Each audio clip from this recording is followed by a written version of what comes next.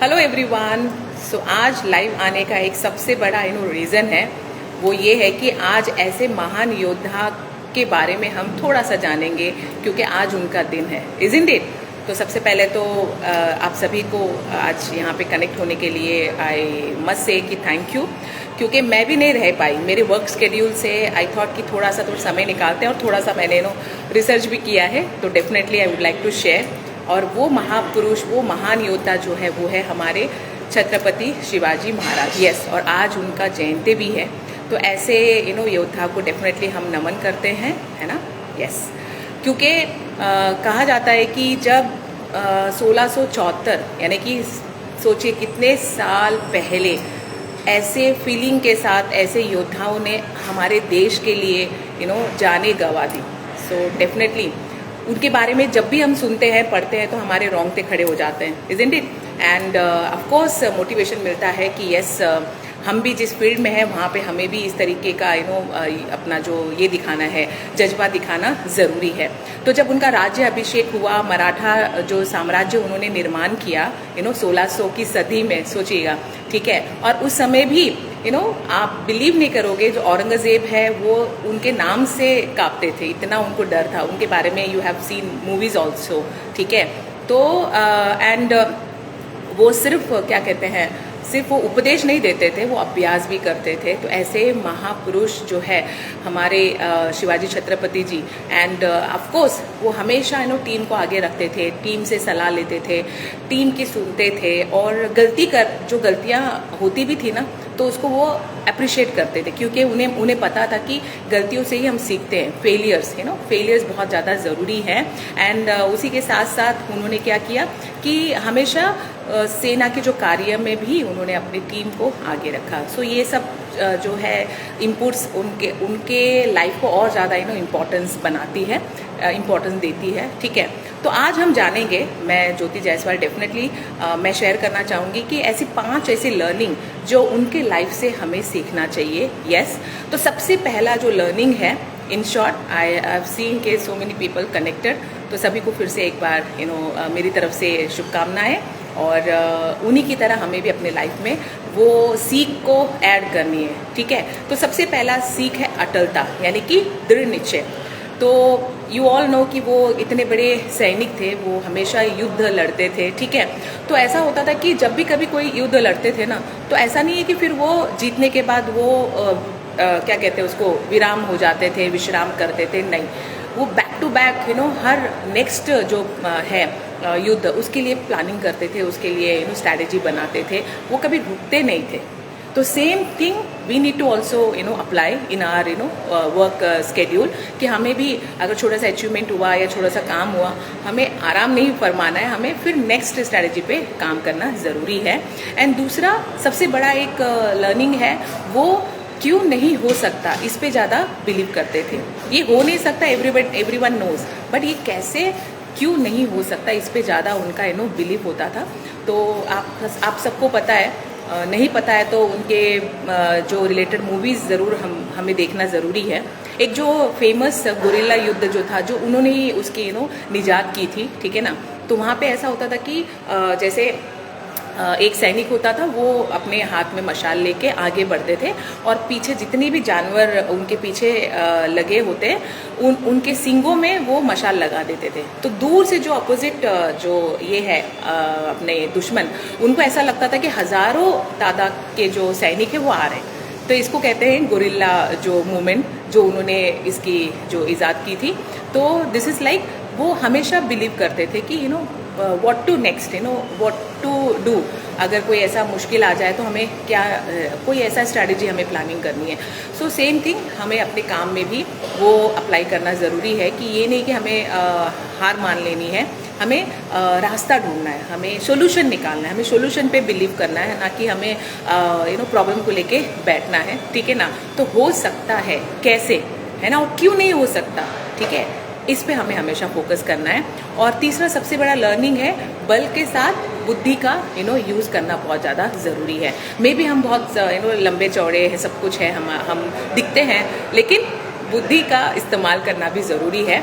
सिर्फ वार से ही हमेशा जीत नहीं हासिल होती, ये उन्होंने अपने उनके ज़रिए से उन्होंने सिखाया है। तो जैसे एक इंसिडेंट है, ठीक है, बीजापुर उस समय जब एक ये था, जब युद्ध शुरू हुई थी, ठीक है, तो उस समय क्या होता था, उस समय ऐसा था कि जो किंग है वो बहुत छोटे थे, तो उनकी जो मदर है जो बेगम, ठीक है, तो उन्होंने क्या किया, वो सारा डिसीजन लेती थी।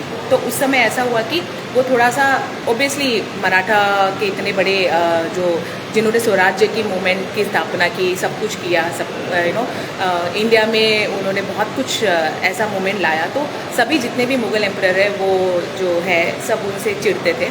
तो वो बेगम ने क्या किया कि एक टास्क दिया बाकी सारे उनके सैनिकों की, इनको कौन मार गिराए या कौन इसको ढेर करे। तो इस पे क्या हुआ कि सबने थोड़ा चुप्पी साधी कि यार ये तो बड़ा मुश्किल है, ये तो हम कर ही नहीं पाएंगे। तो एक जो ऐसा सैनिक था अफजल नाम का, उसने कहा कि yes I will take the initiative, और मैं शिवाजी महाराज को जो है मैं ये करूँगा, डिफीट करूँगा। तो ऐसा हुआ कि जब क्या नाम है, incident I am just sharing, ठीक है ना, बहुत लंबी चौड़ी इंसिडेंट है, but in short I am sharing. तो वहाँ पे ऐसा हुआ कि फिर कहीं बाहर मिल नहीं सकते किले वगैरह में, तो उन्होंने फिर प्लानिंग की कि सैनिक वगैरह नहीं चाहिए, हमें एक दूसरे के साथ मिलना है, बस एक साथी के साथ, इस तरीके के डिसाइड हुआ, ठीक है। तो वैसे ही हुआ, फिर शिवाजी महाराज भी गए और वो अफजल जो है वो भी वहाँ पे आए अपने एक एक साथी के साथ। लेकिन जैसे ही गले मिलने की बारी आई, तो ऑब्वियसली आपको पता है दुश्मन क्या करते हैं, पीछे से वार करते हैं। तो वो अफजल ने क्या किया, उसके पास एक खुफिया खंजर थी और वो निकाला और सीधा वार किया, ठीक है। बट हमारे महाराज जी जो है शिवाजी, वो भी कम नहीं थे, उन्होंने क्या किया, बाघ नख करके जो होता है ना, एक वेपन, वो उन्होंने पहन के रखा हुआ था और सीधा उन्होंने उस पर वार किया और उसको ढेर गिराया। तो वहाँ पे भी उन्होंने वो पेशवा राज पे अपना जो है झंडा गाड़ा। तो दिस इज़ कॉल्ड बुद्धि का इस्तेमाल करना ज़रूरी है जब भी कभी हमें ऐसा मौका आता है। तो ये हमारे बिज़नेस के लिए भी लागू होता है कि हमें भी अकल का इस्तेमाल करना है। मैं हमेशा कहती हूँ, yes Tirath, welcome Rakesh and Deepak everyone.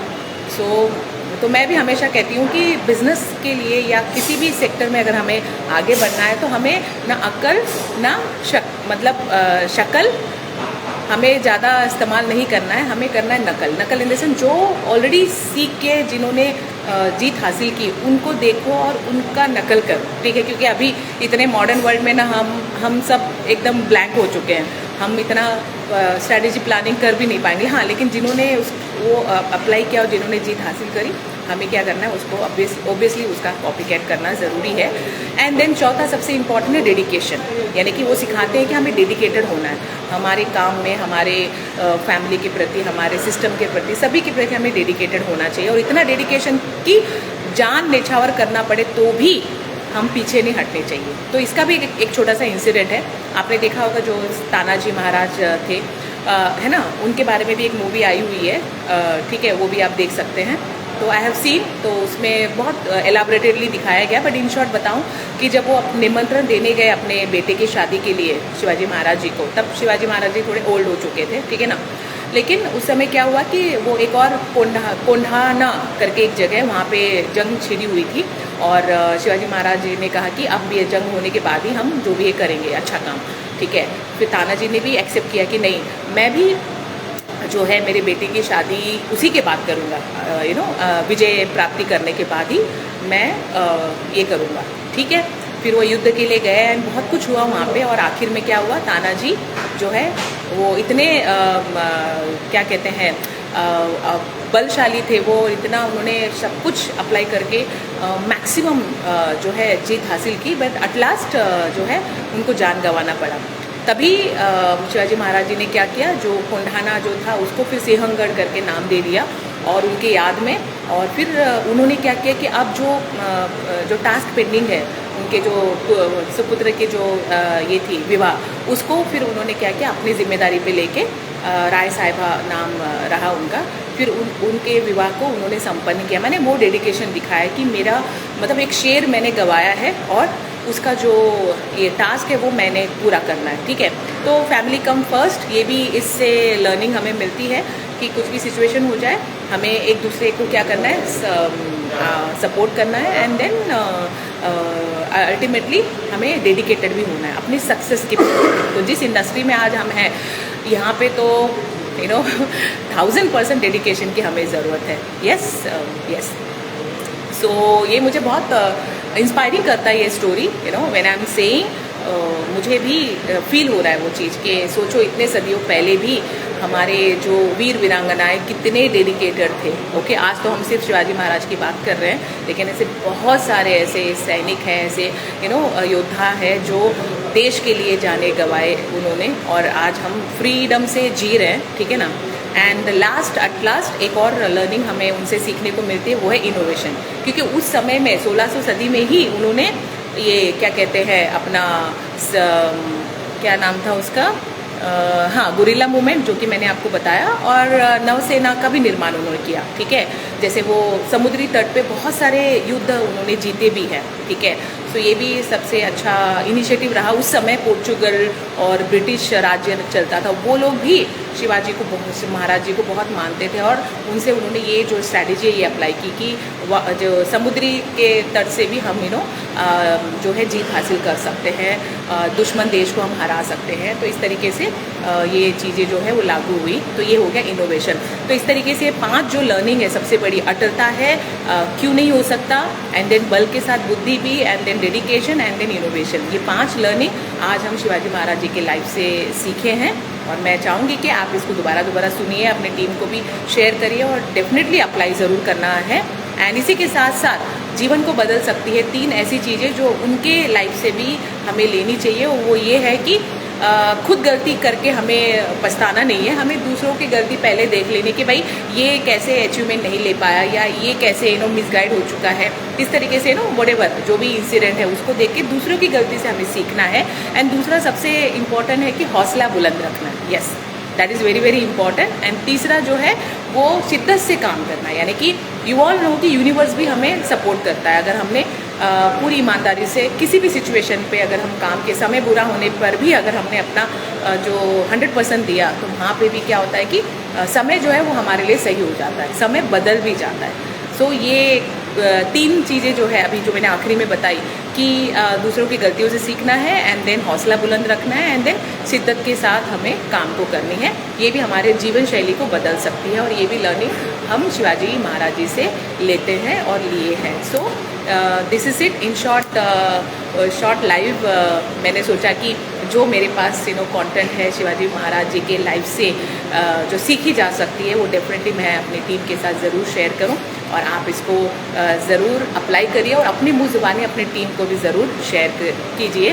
तो at last to end this conversation, मैं आप सबसे यही कहना चाहूँगी, मैं ज्योति जायसवाल, डेफिनेटली मैं बहुत सीरियस हूँ, डेडिकेटेड हूँ, और अपने टीम के लिए, अपने बिजनेस के लिए आई एम सो पॉजिटिव कि इस साल 2026 में हम मिल करके बहुत अच्छा काम करेंगे। Yes, Sangeeta ji, you already जितना धर्म सिन्हा जी और राकेश एंड रोहित, एवरीवन जो भी कनेक्टेड है और जो बाद में भी सुनेंगे, ठीक है, आप सभी भी अभी इस साल 2026 को एकदम से जैसे 1600 की सदी में हमारे योद्धाओं ने जिस तरीके से प्राण को त्याग करके देश के लिए काम किया, क्यों ना हम अपने लाइफ के लिए थोड़ा सा प्रयास क्यों ना करें, थोड़ा सा इनिशिएटिव क्यों ना ले, थोड़ा सा एक्स्ट्रा एफर्ट क्यों ना डालें, ताकि इतना बढ़िया सिस्टम में होने के बावजूद अगर हम सफल ना हुए तो फिर क्या ही बात है, ठीक है। इतना सपोर्ट मिलने के बावजूद, इतना सब कुछ होने के बावजूद, विच आई एम टॉकिंग, जिस इंडस्ट्री में हम हैं मैं उससे रिलेटेड बोल रही हूँ। मे बी जो लोग अभी नहीं है डायरेक्ट सेल इंडस्ट्री में या कहीं और भी है, तो आप लोग भी अपने जो है सराउंडिंग, अपने प्लानिंग को सब कुछ देख लीजिए। अदरवाइज डायरेक्ट सेल इंडस्ट्री में तो मैं आप सभी से कहूँगी कि 2026 ना सबके लिए बहुत ज़्यादा बेहतरीन है, मोमेंटम वाला ईयर है, and we have to do our best, okay, and we have to be best version of our own self. अपना बेस्ट वर्जन बनिए, अपना बेस्ट काम करिए, एंड जो हाईएस्ट चेक या जो हाईएस्ट लेवल को हमने अचीव किया था किसी समय पे, उसको अचीव करना है इसी 2026 में। ये प्रण हमें लेना है। ये शिवाजी जयंती के दिन हमें जो है खुद से वादा करना है कि जब कोई प्राण दे सकता है, क्यों ना हम थोड़ा सा एक्स्ट्रा काम ना करें। यस, और वो भी खुद के लाइफ के लिए, खुद के ज़िंदगी के लिए, अपने बच्चों के लिए, अपने परिवार के लिए। जो लोग हमसे उम्मीद लगा के रखे हैं उनको हम क्यों ना साबित करके दिखाएं कि हम भी नहीं किसी से कम, क्योंकि हम में है दम। तो एट लास्ट मैं यही कहना चाहूँगी कि ना संघर्ष ना तकलीफ तो क्या मज़ा जीने में। बड़े बड़े तूफान थम जाते हैं जब आग लगी हो सीने में। बस अपने दिल में वो आग ज़रूरी है ना। शुगर फैक्ट्री जो है अपने ज़बान पे, आइस फैक्ट्री अपने ऊपर के सेक्शन में, और फायर फैक्ट्री जो है अपने दिल में लगा के हमें इस इंडस्ट्री में अपने आप को एक ऐसे मोड़ पे लेके जाना है कि हम खुद भी सफल हो और दूसरों को भी हम सफल कर सकें। बीइंग अ फीमेल मैं बहुत पॉजिटिव हूँ एंटायर फीमेल टीम के लिए, एंटायर विमेन पावर के लिए, कि हम एक दूसरे को अपलिफ्ट करें। मार्च का मंथ आने वाला है, विमेंस डे हम एक दिन सेलिब्रेट करेंगे, बट ओवरऑल होल लाइफ हमें अपने कैपेबिलिटी को समझना है और एक दूसरे को हमें सपोर्ट करना है और आगे बढ़ाना है। तो विद दिस मैं यहाँ पे आप सभी को थैंक यू कहना चाहूँगी फॉर कनेक्टिंग। बहुत जल्द मिलेंगे और कुछ नया सीखेंगे, किसी के लाइफ से हम कुछ क्या कहते हैं, कुछ अपडेट लेंगे, सो दैट हम अपनी लाइफ में परिवर्तन ला सकें। ठीक है, सो इसलिए मैं हमेशा कहती हूँ कि जब हम सीखते रहेंगे ना तो हम जीतते रहेंगे, क्योंकि लर्निंग जो है वो लाइफ लॉन्ग प्रोसेस है और being an example is more important than giving an example. तो अपने आप को एक एग्जाम्पल मोड पे हमें लेके जाना है, तो हमें सीखना ज़रूरी है और उसको अप्लाई भी करना ज़रूरी है और करके दिखाना भी है। Yes, so you all with me, thank you so much for today's live जो कनेक्शन के लिए, और बहुत जल्दी हम मिलेंगे, कुछ और नया सीखेंगे। God bless you everyone. फिर से एक बार छत्रपति शिवाजी महाराज जी की जयंती के लिए आप सभी को ढेर सारी शुभकामनाएं। Thank you and wish you well.